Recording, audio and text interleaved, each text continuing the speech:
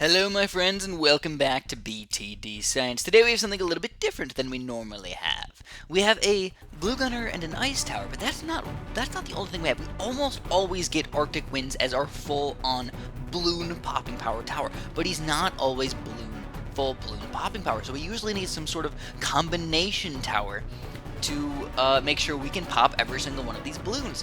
So keep in mind that this is not exactly a real-life scenario gameplay right here, because we don't always get exact spaced ceramics. We usually get big groups of Moabs or big groups of BFBs or something getting popped down, and finally they get down to the ceramics, and usually they're kind of close together. So who is the best tower in this scenario? These sort of spaced grouped ceramics. And there we go, we notice that the mortar is actually doing a terrible job over here, but he does have one advantage. He can attack different areas. So maybe if we're microing him the entire time, he might have done a little better job. But overall, the mortar, not that efficient. So far, we've got the 2-2 glue gunner, who did a pretty sweet job. We saw both of the mortars do a fairly bad job against these balloons. And the Ring of Fire, of course, doing an epically amazing job. And this is actually a 4-0 Ring of Fire. He doesn't even have the extra range upgrades yet. The few $100s there will end up making it a little bit stronger. But, of course, you always have to keep in mind the price of things. These guys have a pretty darn intense range of prices. The mortar was one of the cheapest at about $2,300. The glue was $3,100, but the Ring of Fire was already up to $3,700. Now this boomerang right here is only $2,530. What? Yeah, man, the 3-1 boomerang was one of the best towers in combination with this Arctic Wind. But again, keep in mind that this is not always a real-life scenario for us to play with. Now, actually, a 2-3 boomerang, will he be powerful enough to stop all these balloons? And seemingly, he does a pretty good job. He is on first, though. He does a pretty good job, but a few random balloons did end up leaking. Now, surprisingly, one of the weirder towers that we almost never think to combine with an Arctic Wind is a 2-3 Ninja.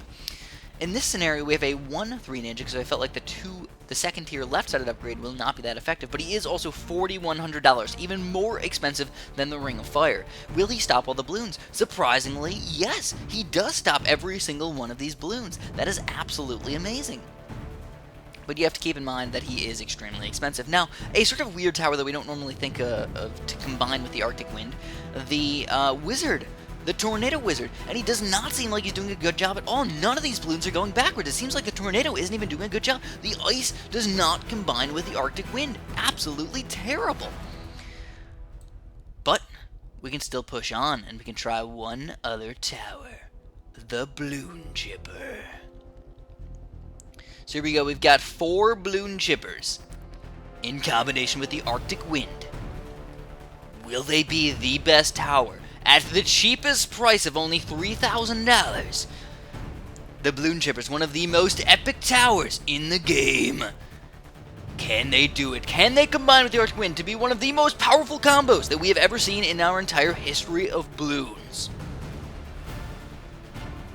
Balloon chippers, balloon chippers, balloon chippers, balloon chippers, balloon chippers, balloon chippers, balloon chippers, balloon chippers, balloon so good, balloon chippers, balloon chippers, balloon chippers, balloon chippers, balloon chippers, balloon chippers, balloon chippers, so good, balloon chippers, balloon chippers, balloon chippers, balloon chippers, so bad, balloon chippers, balloon chippers, balloon chippers, balloon chippers, so good. Suck, so bad.